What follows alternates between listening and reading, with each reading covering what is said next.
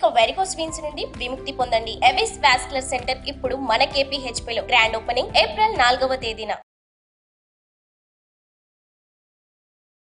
Hello views, welcome to India's largest digital network Suman TV. ఈ రోజు మనతో ఉన్నారు మన ఫేవరెట్ అయిన BVSR రెడ్డి గారు. సార్తో మాట్లాడదాం. Hi sir. నమస్తే. ఎలా ఉన్నారు sir? Very fine. Wonderful sir.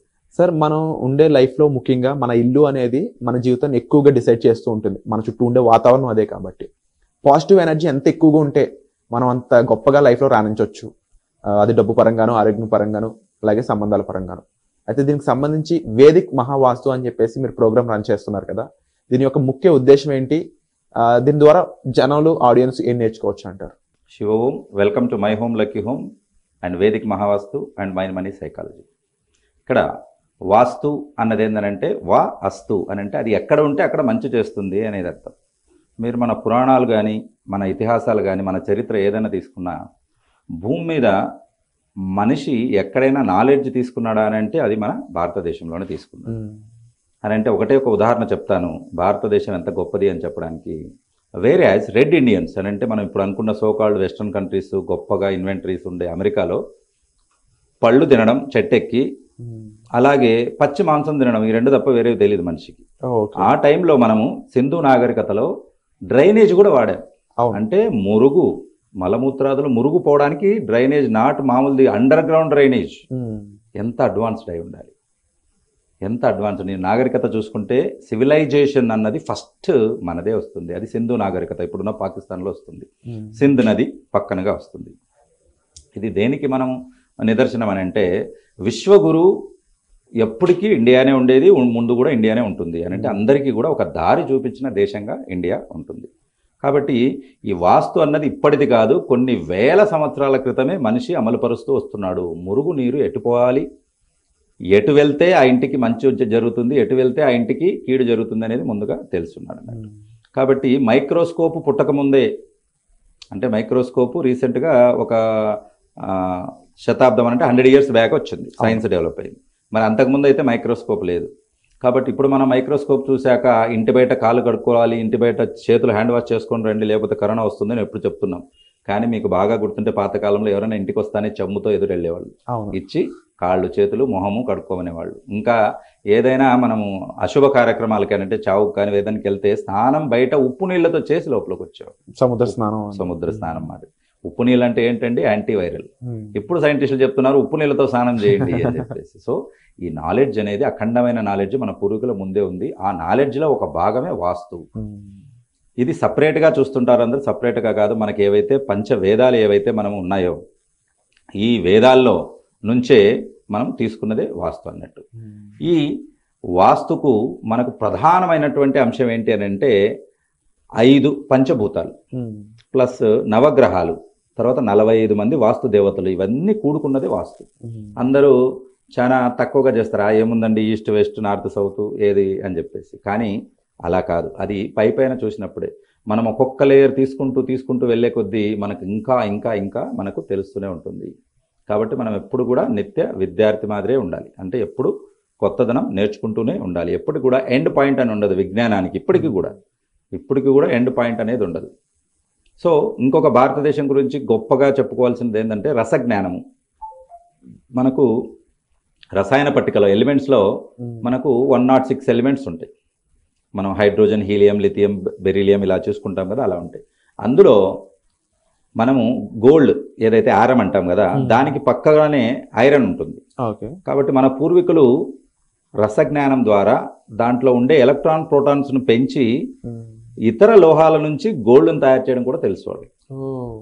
Right. జనరల్గా గోల్డ్ ఎక్కడి నుంచి వస్తుంది? మైన్స్లో తవ్వుతాడు, కింద ఉంటుంది, ముడి పదార్థం తీస్తాడు, దాన్ని శుద్ధి చేసి మలినాలన్నీ తీస్తే గోల్డ్ వస్తుంది.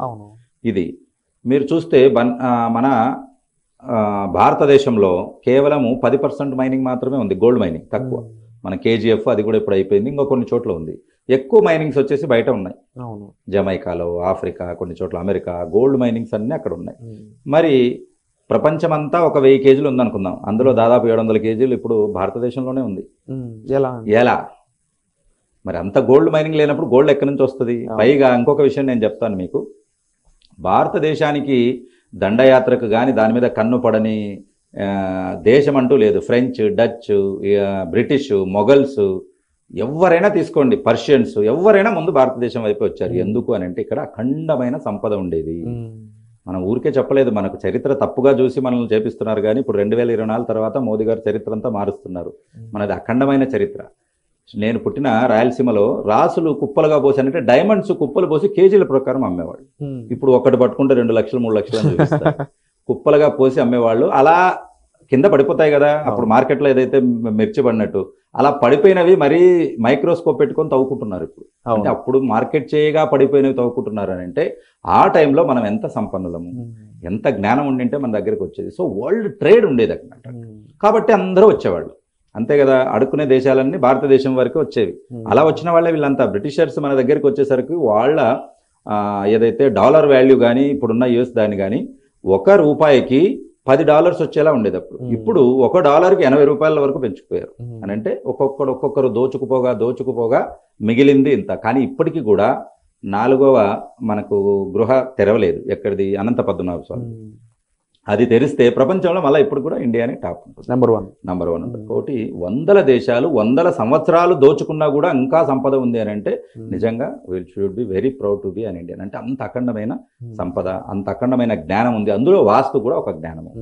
ఏం చెప్తుంది వాస్తు అని అంటే, మనము ఇల్లు ఎటు కట్టుకుంటాం, ప్లేస్ ఎటు కట్టుకుంటాం, భూమి మీదనే కదా కట్టుకునేది. కాబట్టి ఆ తీసుకునేటప్పుడే ఎటువంటి స్థలాలు తీసుకోవాలి, ఏ వైపుకు ఏముండి తీసుకోవాలి, ఏ వైపుకు డోర్ ఉంటే మనకు అనుకూలంగా వస్తుంది, ఎందుకు నైరుతిలో మనము గుంతలు పెట్టుకోకూడదు, ఈశాన్యం వైపు పెట్టుకోవాలి. నైరుతి పవనాలు అని అంటాం. అంటే మనకు నైరుతిలో ఏముంటుంది? కేరళ ఉంటుంది. ఫస్ట్ రెయిన్ మాన్సూన్ అటాక్ ఎక్కడ వస్తుంది? కేరళకు వస్తుంది. కాబట్టి ఋతుపవనాలు అంటాం. అవి ఎక్కడి నుంచి వస్తున్నాయి? మనకు సౌత్ వెస్ట్ నుంచి వస్తున్నాయి. సౌత్ వెస్ట్ నుంచి విండ్ వచ్చింది అనుకోండి, కాబట్టి ఫస్ట్ అక్కడ ఓనర్కు తగులుతుంది, అంటే ఫ్రెష్ గాలి. కానీ అక్కడి నుంచి బయట హాల్లోకి, హాల్ నుంచి కిచెన్ నుంచి బయటికి. లేదు నేను అలా కట్టుకోను, సౌత్ వెస్ట్లో నేను కిచెన్ పెట్టుకుంటాను అని అన్నాడు అనుకోండి, అంటే కొంతమంది మూర్ఖులు అలా వాదించవచ్చు, ఎందుకు ఇక్కడే పెట్టుకోవాలి. సరే, నువ్వు సౌత్ వెస్ట్లో కిచెన్ పెట్టుకుంటే ఏం జరుగుతుంది? ఒకవేళ అనుకోకుండా ఏదైనా ప్రమాదం జరిగింది అనుకోండి, ఇప్పుడు మనం చెప్పుకున్నట్టు సౌత్ ఈస్ట్లో కిచెన్ ఉంటే ప్రమాదం జరిగితే గాలి ఇటు వస్తుంది కాబట్టి నిప్పు బయటికి పోతుంది, తక్కువ ప్రమాదం. నువ్వు సౌత్ వెస్ట్లో నిప్పు పెట్టుకుంటే ఏం జరుగుతుందో ఊహించవు. ఒకసారి ముందు నైరుతి రూమ్లో కాలుతుంది, తర్వాత హాల్ వస్తుంది, తర్వాత ముందట మొత్తం ఇల్లంతా అంటుకుంటుంది, కొంప కొల్లేరవుతుంది. Proper scientific way. Proper scientific way. కాబట్టి సౌత్ ఈస్ట్ నుంచి విండ్స్ మీరు నెట్లో కొట్టండి, ఎక్కడి నుంచి ఎక్కడికి విండ్ వస్తుంది అని కొట్టండి. నైరుతి ఋతుపవనాలని మీకు అల్నినో అని మనకు చూపిస్తారు, వాతావరణ శాఖ ఎటు వస్తున్నాయి గాలులని. అందులో మనకు నైరుతి నుంచి ఈశాన్యం వైపుగా వస్తాయి. కాబట్టి ఈశాన్యంలో మనకు సూర్యుడు ఇక్కడ ఉత్తరాయణం దక్షిణాయనం అని సగం ముందుకు సగం వెనక్కి వెళ్తుంటాడు ఆయన. కాబట్టి మనము ఈశాన్యంలో తలుపులు ఎందుకు పెట్టుకోమన్నాము? అది ఉత్తర ఈశాన్యం కానీ తూర్పు ఈశాన్యం కానీ అంటే ఎండ బాగా లోపలికి వస్తుంది, సూర్యరశ్మి లోపలికి వస్తే అది ఎంత ఉపయోగమో కరోనా తర్వాత అందరికీ తెలిసింది. ఎందుకంటే సూర్యరశ్మికి క్రిములను వైరస్లను చంపే గుణం ఉంది అని. అది మన వాళ్ళు ముందే ఎప్పుడో పెట్టి ముందు ఉత్తరానికి తూర్పుకు తలుపు పెట్టుకోండి అని మనకు చెప్పారు. అంటే సార్ ముఖ్యంగా ఈ పాయింట్స్ ఎవరికి తెలియదు. అండ్ వాస్తులో మీరు చెప్పినట్లు ఎన్నో లోతైన పాయింట్స్ చాలా ఉన్నాయి. అండ్ ఇంకొక మాట అన్నారు కదా స్టార్టింగ్ లో, దీని ద్వారా ఎవరి వాస్తు ఎవరి ఇల్లు వాళ్ళు చూసుకోవచ్చు అనేది. అది ఎలా సాధ్యం అంటారు? ఇప్పుడు దానికే మనం 21st నుంచి ఆన్లైన్ ఆఫ్లైన్ క్లాసెస్ కండక్ట్ చేస్తున్నాం. ఈ క్లాస్ అటెండ్ అయిన వాళ్ళకి ఘంటాపథంగా చెప్పగలుగుతాం, మీ ఇంటి వాస్తు మీరే చూసుకోవచ్చు. మీ ఇంట్లో మీరు వాస్తు ప్రకారం కాకుండా మీరు జాతక ప్రకారంగా మీకున్న నవగ్రహాలు మీరు సెట్ చేసుకోవచ్చు. అంటే మీ ఇంట్లోనే 9 ప్లానెట్స్ ఉంటాయి, మీ ఇంట్లోనే 45 దేవతాస్ ఉంటారు. బ్రహ్మ నా రాత ఇలా రాశారని బాధపడుతుంటారు కదా, ఆ బ్రహ్మస్థానంలోనే బ్రహ్మ ఉంటాడు. కాబట్టి అక్కడ కూర్చొని మీరు వాస్తును సరి చేసుకుని, వస్తువులను సరి చేసుకుని, కలర్స్ను సరి చేసుకుని, మెటల్స్ను సరి చేసుకుని మీ తలరాత మీరే మార్చుకోవచ్చు. వండర్ఫుల్. కాబట్టి నా డబ్బులు పోతున్నాయి, నాకు ఎక్కడ సక్సెస్ రావట్లేదు, నేను ఎక్కడ పెట్టినా నాకు నష్టం వస్తుంది, ఇలా అనుకునే వాళ్ళందరూ కూడా మీరు ఏ పాయింట్లో అంటే వేస్ట్ జోన్లో ఉంటే వేస్టేజే వస్తుంది. కాబట్టి మీరు ఏ ఏరియాలో ఉంటే ఆ ఏరియా క్యారెక్టర్స్ వస్తాయి.